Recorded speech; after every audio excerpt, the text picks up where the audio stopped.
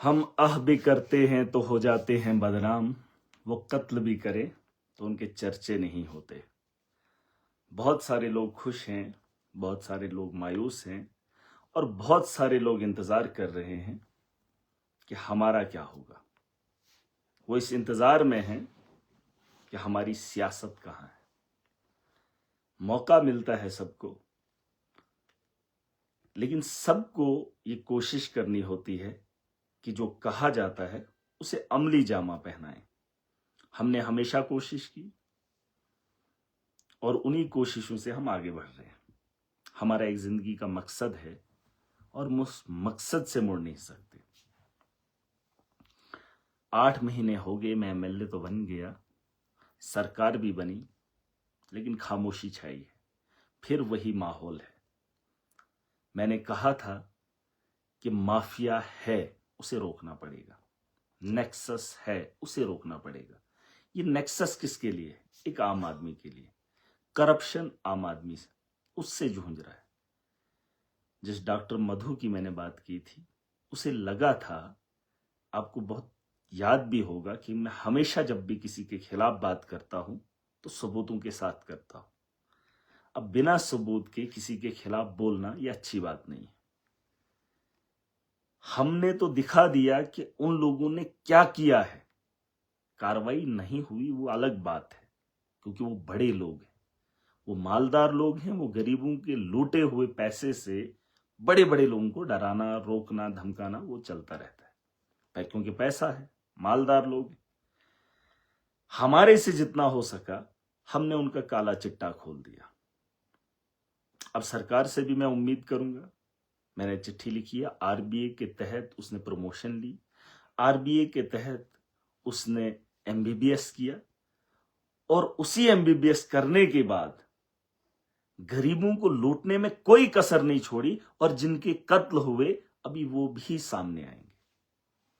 ऐसा नहीं है कि हम किसी को झूठा इल्जाम लगाएंगे, हमें किसी से नफरत है, नहीं। क्योंकि जब मेरा गरीब हॉस्टल के अंदर जाता है तो उसके पहनावे से उसका इलाज होता है, उसे पूछा नहीं जाता है।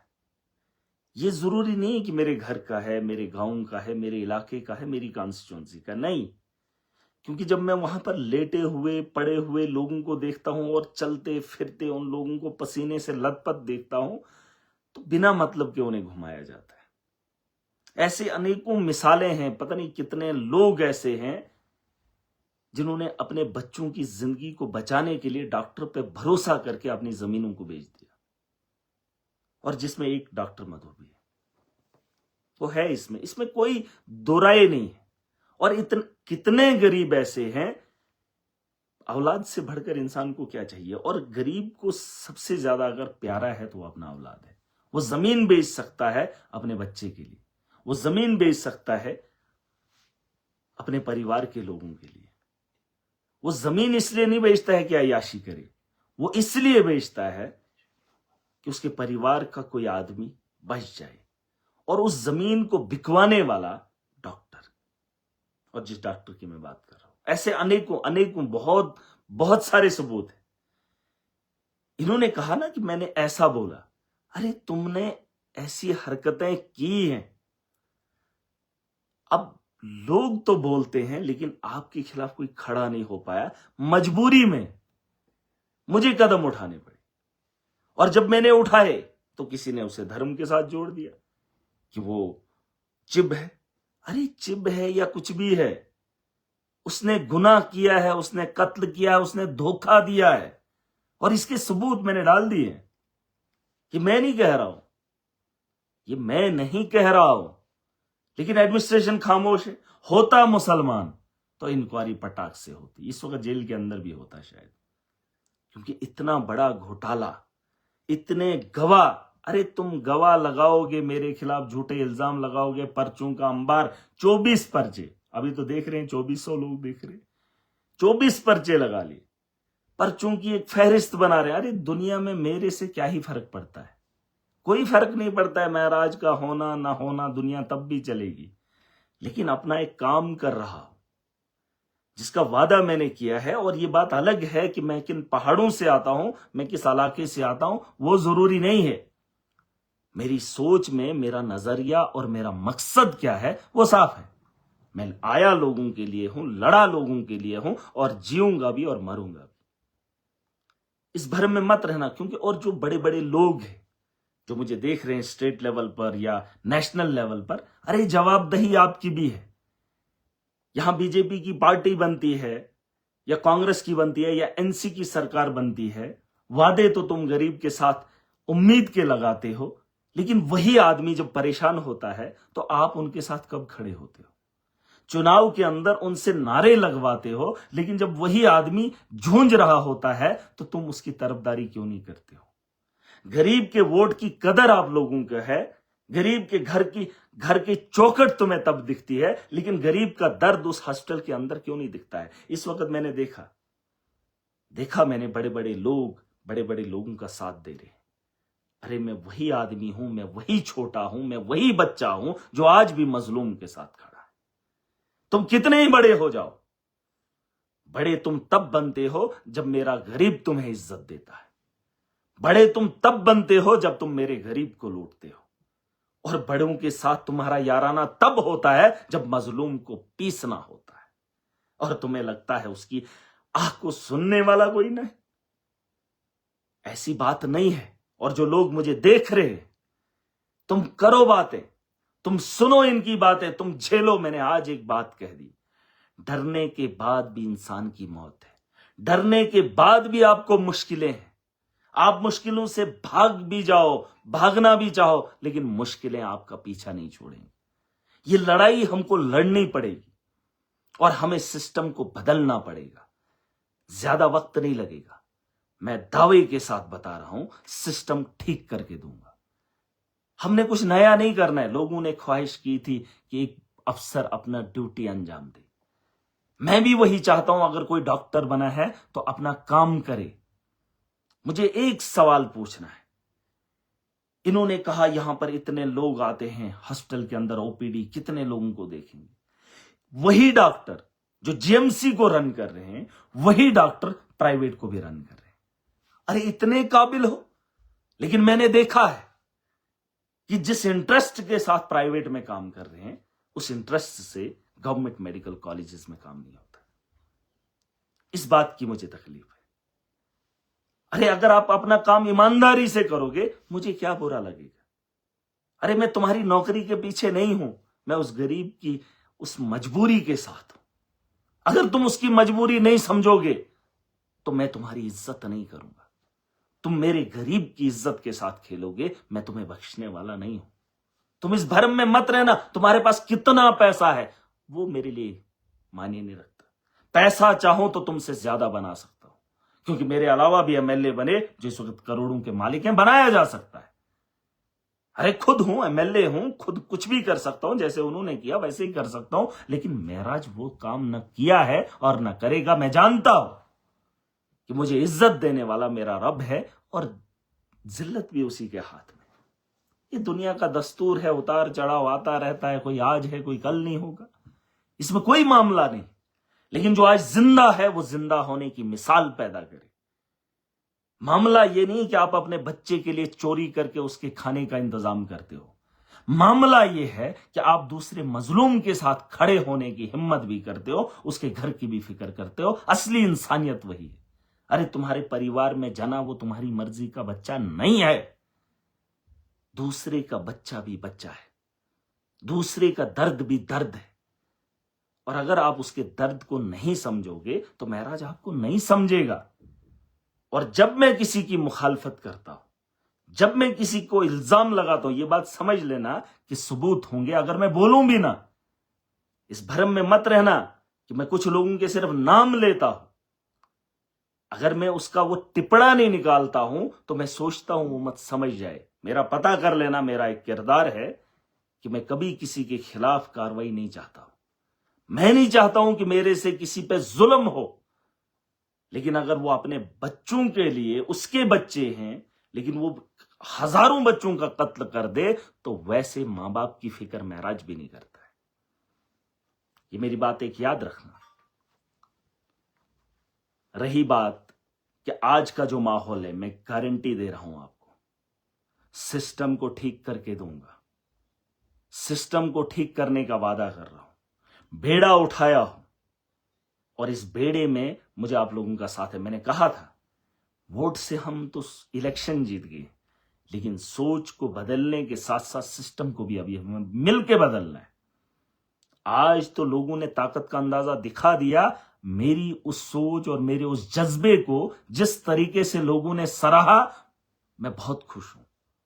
मैं बहुत खुश हूं कि लोग समझने लगे, अपनी ताकत को जानने लगे।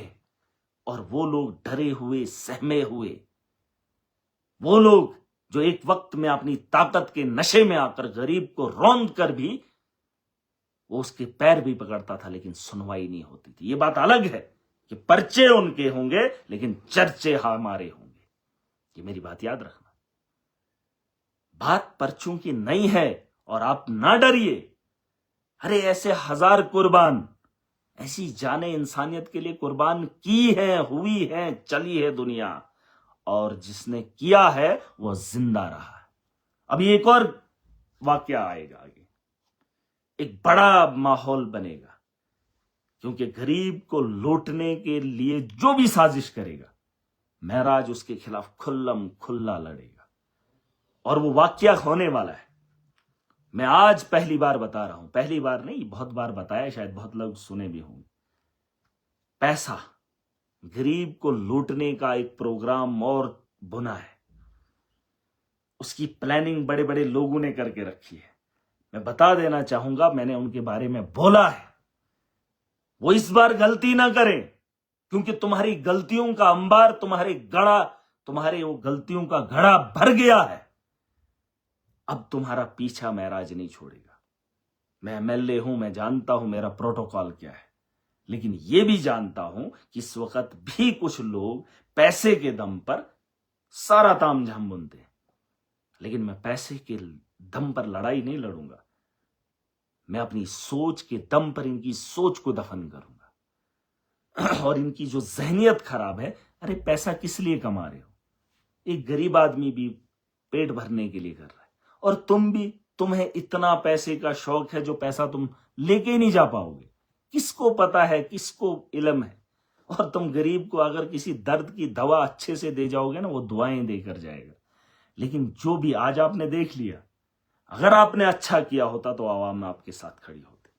मैं किसी का दुश्मन नहीं हूं। उस हॉस्पिटल के अंदर चाहे कोई भी माँ, कोई भी बहन जाती, किसी भी धर्म की, मुझे कोई परवाह नहीं, लेकिन उन लोगों का हश्र क्या होता है, उसका दर्द सीने में होता है। फिर जाके मैं उगलता हूं। पिछले दिनों एक लेडी की मौत हुई। मैं कश्मीर के दौरे पर था।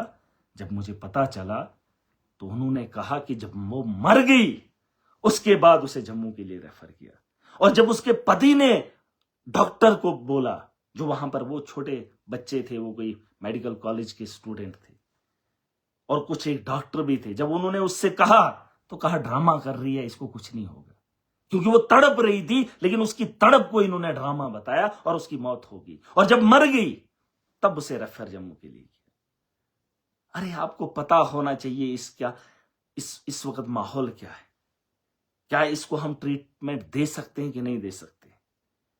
और हमारे डीसी साहब ने भी कहा, उन्होंने कहा कि अगर 10 मिनट पहले मुझे बताया होता तो शायद मैं उसकी जान बचा लेता। अरे इसलिए हम फोन करें तो जान बचे, हम फोन करें तो इलाज हो। एक चीज मैं बताना चाहूंगा डॉक्टर्स को, आप किसी गरीब को हमदर्दी के साथ उठा के बिठा देना, उसके इलाज के लिए, अगर आपके पास इलाज है तो उसका इलाज वहां करवाना, लेकिन जब उसको खींचते हो ना नर्सिंग होम के लिए, तो तब तकलीफ उसको कितनी होती होगी आप अंदाजा नहीं कर सकते। और डॉक्टर मधु ने एक काम और किया है, उसने एक बच्ची के टेस्ट एक जीएमसी में किया और 1 घंटे के बाद वो उसको वहां नर्सिंग होम से कराए। वो ठीक नहीं है जीएमसी वाले। अगर वो वहां पे मशीनरी ठीक नहीं है तो फिर कर क्यों रहे हो? और जीएमसी के अंदर एक आदमी उस जीएमसी को चला रहा है, एक आदमी, एक सिंगल आम आदमी चला रहा है। अगर उसके पास उतने इक्विपमेंट है, उसकी मशीनरी इतनी सही है, तो तुमने खरबों का रुपया क्यों लुटवाया है यहां पर? उसके टेस्ट जीएमसी के अच्छे नहीं है और 1 घंटे के बाद उसे टेस्ट करवाए गए नर्सिंग होम में, और 15,000 की पर्ची दी है वहां से। अरे तकलीफ होती है, एक गरीब अपने बच्चे के लिए अपनी जान तक लगा सकता है, और तुम उसका फायदा उठा रहे हो। उसका फायदा उठाने पे तुले, क्योंकि आपको पता है कि ये आदमी सवाल नहीं करेगा। आप इसको बोलोगे कि इसको ये प्रॉब्लम है, ये मान जाएगा। आप इसको बोलोगे इसे ये ऑपरेशन करने की जरूरत है, तो बच जाएगा, तो लोग मानेंगे। अरे इतना भरोसा करते हैं, और तुम उसके भरोसे को उसकी जमीन बिकवा देते हो। उसके पैसे लूटने के लिए आप उसको कुछ भी कहोगे। ये चीजें अच्छी नहीं है ये बात अच्छी। मैं चाहता हूं कि इस बार बदली करनी पड़ेगी। आप अपना काम ईमानदारी से करें। जो अच्छा होगा महराज उसे बुरा कभी नहीं कहेगा, और जिसे दुनिया बुरी कहेगी महराज उसके साथ खड़ा नहीं होगा। आज भी अगर मैं कह रहा हूं, दुनिया जानती है, दुनिया मानती है। अरे तुमने अपने क्लिनिक खोले, तुमने अपनी दवाइयों के दुकान बगल में रखे, तुमने अपने मशीनरीज वहां पर लगाई, तुम पर्चियों पे लिखते हो किस दुकान से ये दवाई मिलेगी। अरे तुम दुकान से भी कमीशन लोगे, तुम अपनी वहां पे लेबोरेटरी भी खोलोगे, तुम अपना मतलब हर कुछ। अरे कितना चाहिए। आप मेडिकल कॉलेज से भी तनख्वाह ले रहे हो 1.5 2 लाख। अरे कैसे हैं आपके बच्चे? उन बच्चों को क्या खिलाते हो आप? उनको क्या आप जहाज खरीद के देना चाहते हो? और फिर उसके बाद इतनी मेहनत करने के बाद 10 to 4 गवर्नमेंट मेडिकल कॉलेज चलाने के बाद आप पूरी रात मेहनत करते हो प्राइवेट में। अरे करो प्रैक्टिस, मुझे गिला नहीं है, लेकिन इतना पैसा किस लिए कमा रहे हो?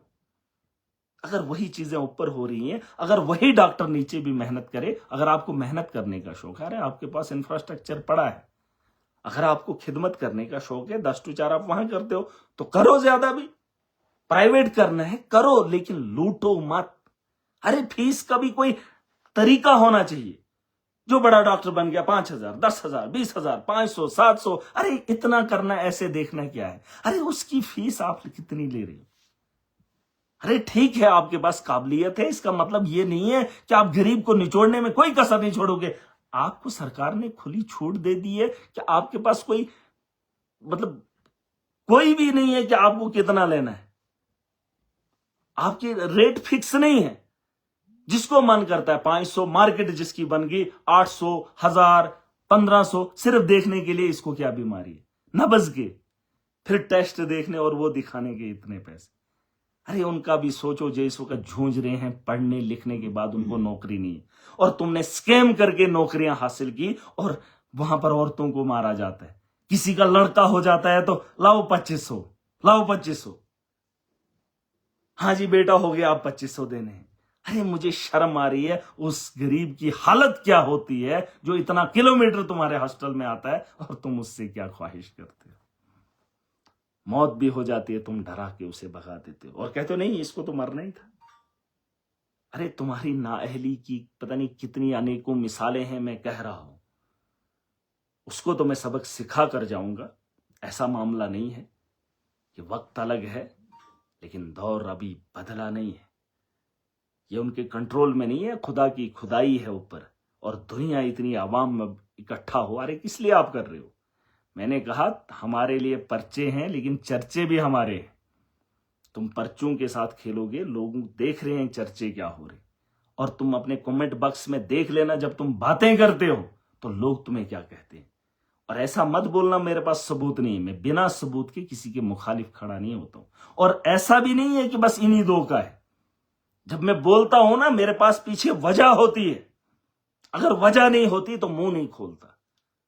वजह इतनी है सबूतों के साथ, जिस दिन कोई ऐसा आदमी आएगा जो कानून में बैठकर कानून की हिफाजत के साथ साथ आवाम की हिफाजत भी करेगा, उस दिन तुम नहीं छोड़ोगे, तुम नहीं छूटोगे।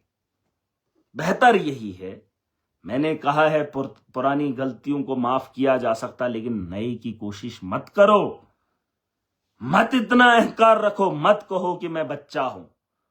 अगर मैं छोटा भी हूं, लेकिन हालात को तुमसे बेहतर जानता हूं, जमीन से जुड़ा हुआ हूं और एक आम आदमी के साथ जुड़ा हूं।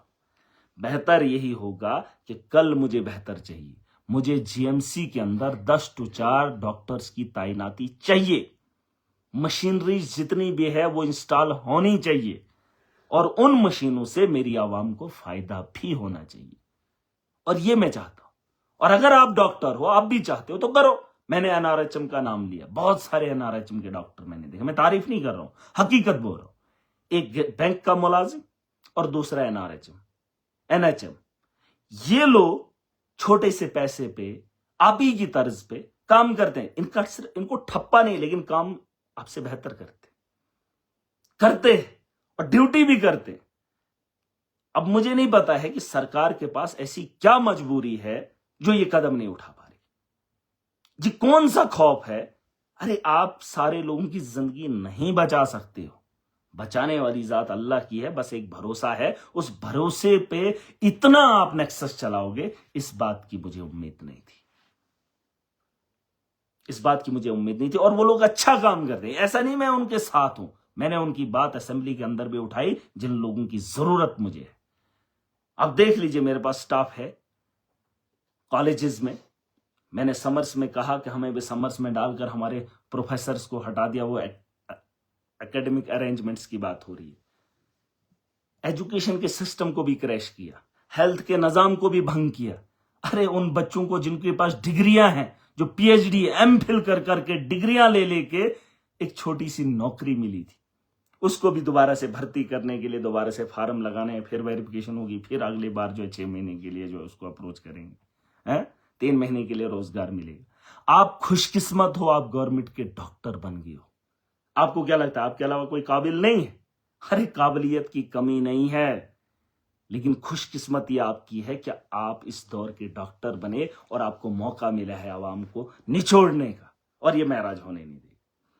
या तो प्राइवेट प्रैक्टिस करो या तो गवर्नमेंट कॉलेजेस को रन करो। और जहां जहां पर देखिए जिम्मेदारी है, इस वक्त जवान झूंझ रहा है, जो इस वक्त 30 साल का जवान है, 35 साल का जवान है, पढ़ने लिखने के बाद भी उसे नौकरी नहीं मिल रही है, उससे पूछो। और आपको 1.5 लाख 2 लाख ये हिस्से ही नहीं चढ़ता है। ये चीजें नहीं होनी चाहिए। हम ऑलरेडी परेशान हैं और आपकी वजह से हम परेशानी नहीं चाहते हैं। और मैंने वादा किया है नेक्सस को खत्म करूंगा।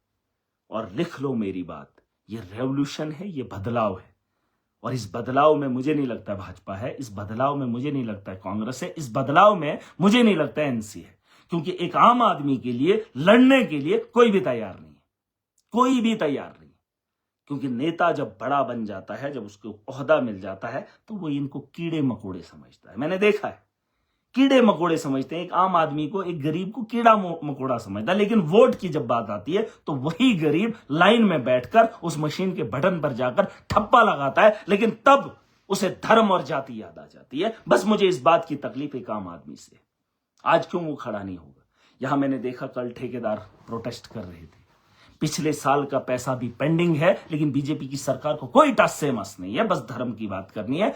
ठेकेदार वो लोग जिन्होंने काम किया, जमीन पर काम किया, लेकिन पैसा नहीं है। जम्मू कश्मीर की स्टेट है, लेकिन 5 महीने खत्म हो जाते हैं, अभी तक पैसा स्टेट के लिए नहीं आया। अरे पार्टियां वही होती हैं जो आवाम की बेहतरी चाहती है। लेकिन अगर आप लोग नहीं चाहते हो तो समझना पड़ेगा इनका खेल क्या है। अरे तुम्हारी मुश्किलों में भी तो खड़े हो सकते थे। चुनाव खत्म हो गए, सरकारें बन गई, नेता बन गए, अब तो सिस्टम रन करना चाहिए, अब तो करप्शन रुक जानी चाहिए, अब तो गरीब के साथ इंसाफ होना चाहिए। लेकिन ये कब तक राजनीति होगी? हमेशा राजनीति, हमेशा राजनीति, हम उसके साथ हैं, हम उसके साथ हैं। अरे अपने साथ कब रहोगे? तुम्हारी फिक्र कौन करेगा? बस वो मैं चाहता हूं और उसके लिए मैं आगे बढ़ रहा हूं। और मुझे पूरी उम्मीद है आज का जो भी नौजवान है, वो जो आने वाले कल में मुश्किलें देखेगा, मैं चाहता हूं उस मुश्किलों से लड़ने के लिए भी उसे खड़ा होना पड़ेगा। और मुझे पूरी उम्मीद है मुझे, आज का नौजवान मुझे देख रहा है और वो सुन रहा है। हम पैसा कमाकर इन चीजों पर अगर लगा रहे हैं, कुछ लोगों को पालने पोसने का काम कर रहे हैं, तो हम ये काम नहीं होने देंगे, हम रिलीफ देंगे। मैंने कहा था ये जो अड्डे का माफिया था, मैंने उसे खत्म किया। जब मैं बचपन में जम्मू जाता था तो बटोत के अंदर गाड़ी को रोककर ड्राइवर को गाली देकर उससे पैसा वसूली की जाती थी। हमने एक जंग छेड़ी थी। मैंने कहा था इस माफिया को रोकेंगे, एक एक करके पूरे सिस्टम को सिस्टम में लाएंगे। जो मकसद है, जिस मकसद से मुल्क बना है, उस मकसद पे इसको उतारेंगे। और जो मजलूम है उसे इंसाफ दिलाएंगे, जिसका ये ख्वाहिशमंद था मुल्क और जिसके लिए लोगों ने कुर्बानियां दी। और जिसके लिए सरकारें चुनी जाती हैं। मैं चाहता हूं कि एक आम आदमी जाग जाए, और मैं ये नहीं चाहता हूं कि मैं बन गया। मेरे लिए बनने का सपना मेरे मजलूम ने देखा था, और मजलूम को उठते हुए वो सपना महराज ने देखा है, और उसको जमीन से उठाने का काम, उसको हिम्मत देने का काम महराज करेगा, और उसके हक की लड़ाई महराज अब लड़ेगा। अब मेरी जिम्मेदारी है। उन्होंने अपना फर्ज निभाया, अब मैं अपना कर्ज उतार रहा हूं, और इस कर्ज को उतारने में मुझे कितनी मुश्किलें आई, महराज लड़ेगा, महराज खड़ा रहेगा, ये सुन लेना। और ये कोई पागलपन नहीं है, ये एहसास है, और अपने एहसास को समझता हूं, अपनी दी हुई ताकत का इस्तेमाल करना चाहता हूं, और बेहतर मुस्तकबिल बनाने का ख्वाहिशमंद।